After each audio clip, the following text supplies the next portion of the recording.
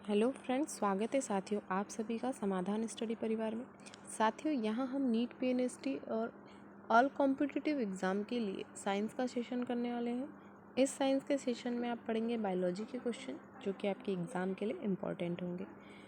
तो सेशन को like share ज़रूर कर दीजिएगा और जिन साथियों ने अब तक समाधान स्टडी चैनल को सब्सक्राइब नहीं किया है तो वे ज़रूर चैनल को सब्सक्राइब कर लीजिए और अपनी तैयारी जारी रखें फ्रेंड्स, क्योंकि एक ना एक दिन आप ज़रूर जीत जाएंगे, आप सिलेक्शन ले लेंगे। तो चलिए स्टार्ट करते हैं इसी के साथ अपने सेशन को।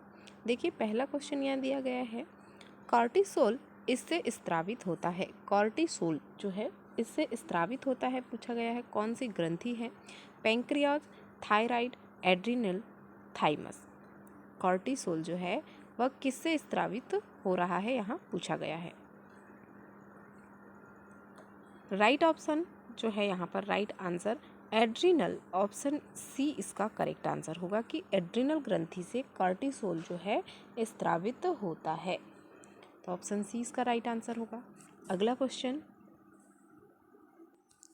साधारण सोने जागने के चक्र के लिए उत्तरदायी हार्मोन है? Epinephrine, gastrin, melatonin, insulin. साधारण सोने जागने के चक्र के लिए उत्तरदायी हार्मोन है मेलाटोनिन, ऑप्शन सी इसका राइट आंसर होगा। नेक्स्ट, हार्मोन्स को रासायनिक संकेतक कहा जाता है जो एक विशेष लक्ष्य ऊतक को प्रेरित करते हैं। प्रोटीन हार्मोन्स के संबंध में इन ग्राहियों की सही स्थिति क्या होगी? बाह्य कोशिकीय मैट्रिक्स, रक्त, प्लाज्मा झिल्ली, केंद्रक।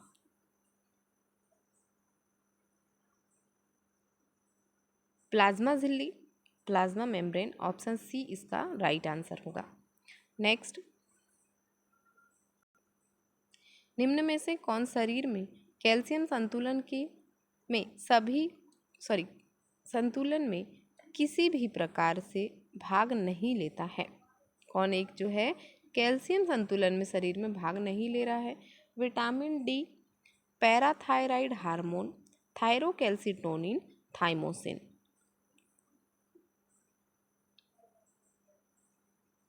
ऑप्शन डी राइट आंसर होगा। थाइमोसिन जो है वह शरीर में कैल्शियम संतुलन में या किसी भी प्रकार से यह भाग नहीं लेता है कैल्शियम के संतुलन में। अगला क्वेश्चन, स्तनधारियों में निम्न में से कौन सा अंग एक केंद्रीय मेड्यूलरी भाग जो कॉर्टिकल भाग से घिरा होता है नहीं है? ओवरी, एड्रिनल, यकृत, वृक्क।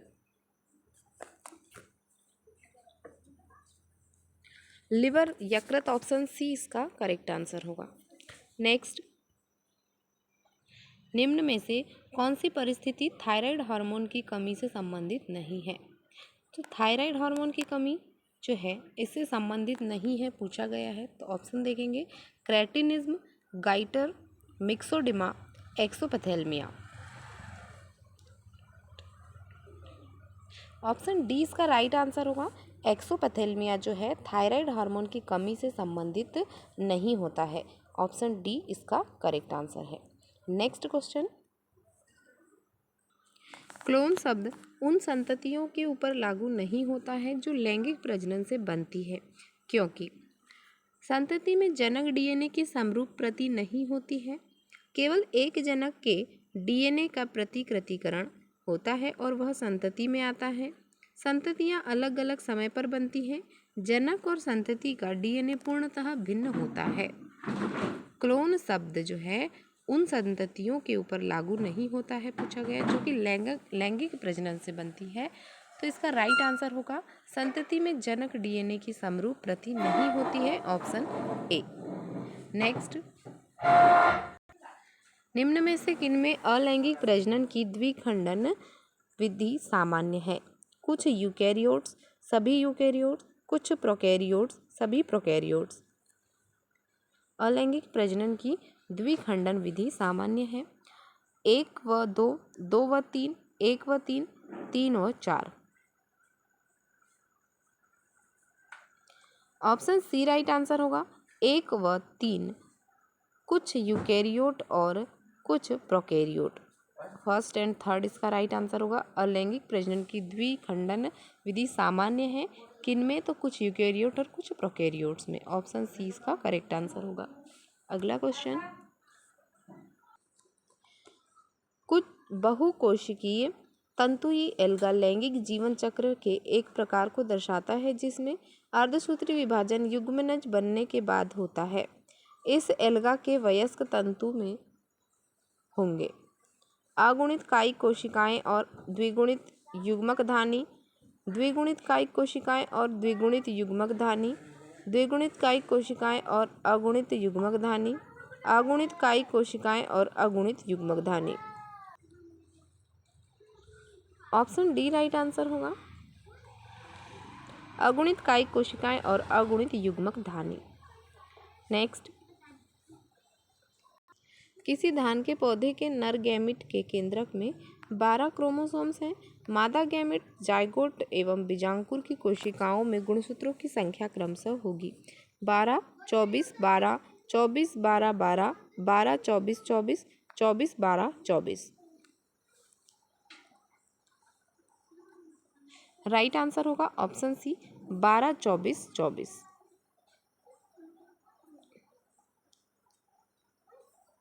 नेक्स्ट, गन्ने और अदरक के पर्व पर कायिक प्रवर्ध मुख्यतः इस कारण विकसित होते हैं। पर्व अंतर पर्वों से छोटे होते हैं। पर्व में मेरिस्टेमेटिक कोशिकाएं होती हैं। पर्व मिट्टी के पास स्थित होते हैं। पर्व में प्रकाश संश्लेषण करने वाली कोशिकाएं नहीं होती है।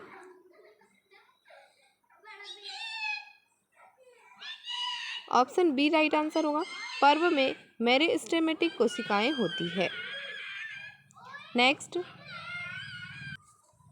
लैंगिक प्रजनन से उत्पन्न संततियां अलैंगिक प्रजनन की तुलना में अधिक विभिन्नताएं दर्शाती है क्योंकि लैंगिक प्रजनन एक लंबी प्रक्रिया है। जनक के गैमिट्स की जेनेटिक संरचना गुणात्मक रूप से भिन्न होती है। जेनेटिक पदार्थ दो भिन्न स्पीशीज के जनकों से आता है। लैंगिक प्रजनन में डीएनए की अधिक मात्रा की आवश्यकता होती है।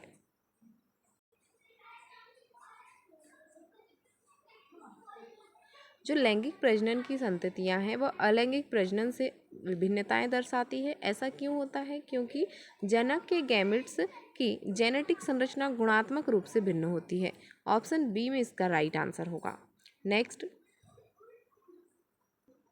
निम्न में से सही कथन चुनें। केवल जंतुओं में एक लिंगाश्रयी जीव पाए जाते हैं। केवल पौधों में एक लिंगाश्रयी जीव पाए जाते हैं। जंतु और पौधे एवं जंतु दोनों में एक लिंगाश्रयी जीव पाए जाते हैं। केवल वर्टिब्रेट्स में एक लिंगाश्रयी जीव पाए जाते हैं।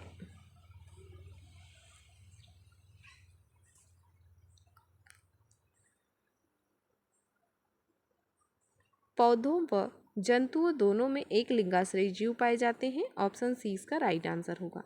नेक्स्ट,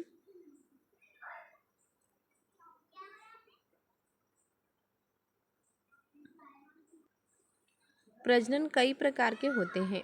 एक जीव द्वारा किसी प्रकार का प्रजनन होगा यह निर्भर करता है जीव के आवास और आकारिकी पर, जीव की आकारिकी पर, जीव की आकारिकी और फिजियोलॉजी पर, जीव के आवास, फिजियोलॉजी और जेनेटिक संरचना पर। प्रजनन कई प्रकार के हो सकते हैं, लेकिन जब एक जीव द्वारा प्रजनन किया जाता है तो ये किस प्रकार या किस पर निर्भर होकर के होता है?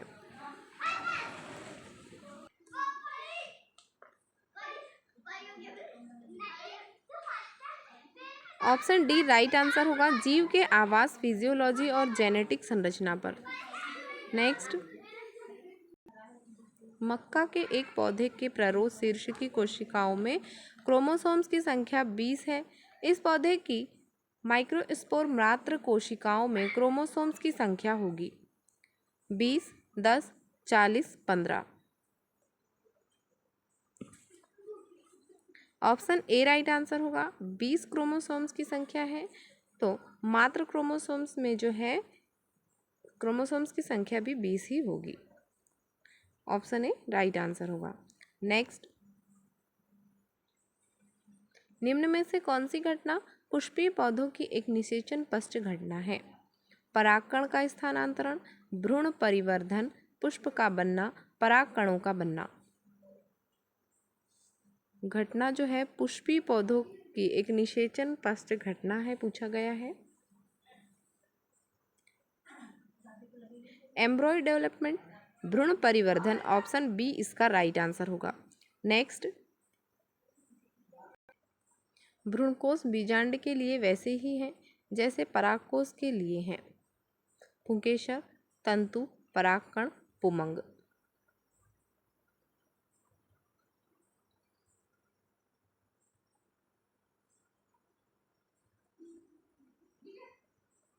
ऑप्शन सी राइट आंसर होगा। पोलन ग्रेन परागकण भ्रूणकोश बीजांड के लिए वैसे ही आवश्यक होते हैं जैसे कि परागकोश के लिए परागकण होते हैं। ऑप्शन सी इसका राइट आंसर होगा। नेक्स्ट, एक प्रारूपिक पूर्ण द्विलिंगी और अधोजाय पुष्प में पुष्पासन पर पुष्पी चक्रों की व्यवस्था बाहर से अंदर की ओर होती है। बाह्य दलपुंज, दलपुंज, पुमंग व जायांग। बाह्य दलपुंज, दलपुंज, जायांग व पुमंग। जायांग, पुमंग। बाह्य दलपुंज, दलपुंज, जायांग व पुमंग। जायांग, पुमंग, दलपुंज व बाह्य दलपुंज। पुमंग, जायांग, दलपुंज व बाह्य दलपुंज।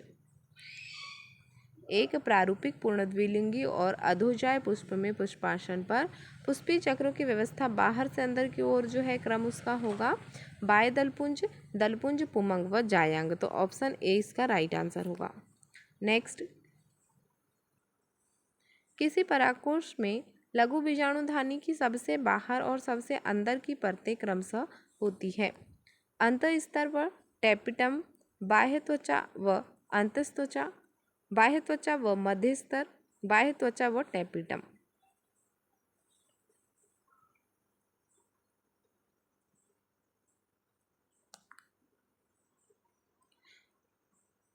ऑप्शन डी राइट आंसर होगा। एपिडर्मिस एंड टेपिटम, बाह्य त्वचा व tapetum. Next,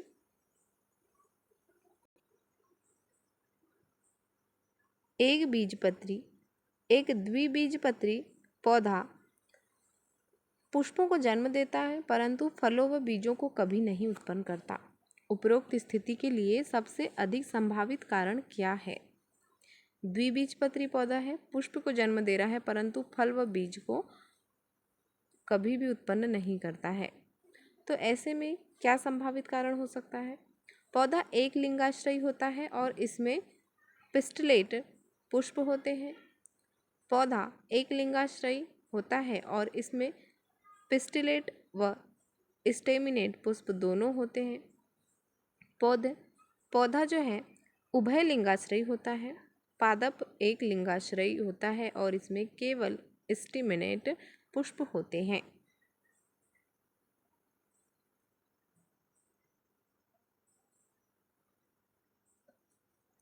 option D right answer होगा। पादप जो है एक लिंगाश्रयी होता है और इसमें केवल स्टेमिनेट पुष्प होते हैं। नेक्स्ट,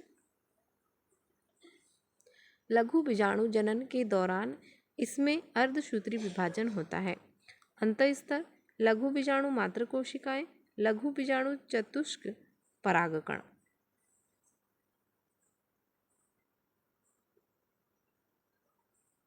लघु बीजाणु मात्र कोशिकाएं, ऑप्शन बी राइट आंसर होगा। नीचे दिए गए शब्दों के समुच्चयों में से उन्हें पहचानिए जो जायांग से संबंधित हैं। वर्तिकाग्र, बीजांड, भ्रूणकोश, बीजांडासन, प्लेजेंटा। पुष्पासन, स्त्रीकेसर, वर्तिकाग्र, बीजांड, अंडाशय, भ्रूणकोश, टेपिटम। बीजांड, पुंकेसर, अंडाशय, भ्रूणकोश।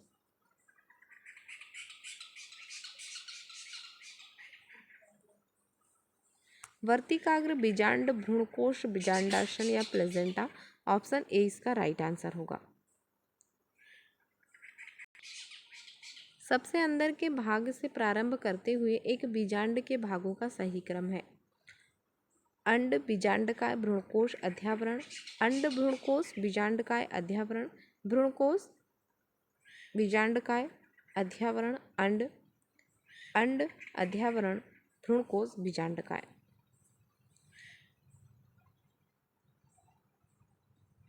ऑप्शन बी राइट आंसर होगा। अंड भ्रूणकोश बीजांडकाय अध्यावरण।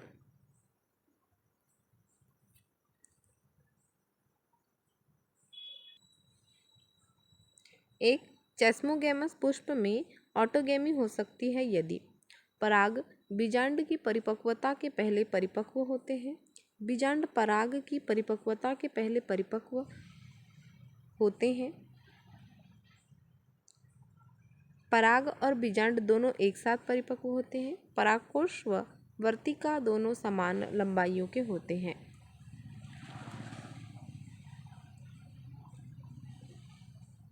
ऑप्शन सी राइट आंसर होगा। पराग और बीजांड जो है ये दोनों एक साथ परिपक्व होते हैं, तो इसे एक चेस्मोगेमस पुष्प में ऑटोगेमी हो सकती है जब दोनों ही एक साथ परिपक्व होंगे, पराग और बीजांड। तो ऑप्शन सी इसका राइट आंसर होगा। आज का सेशन यहीं तक है फ्रेंड्स, तो सभी साथी सेशन को लाइक शेयर जरूर कर दीजिएगा। मिलते हैं फ्रेंड्स अगले सेशन में। Thank you for watching.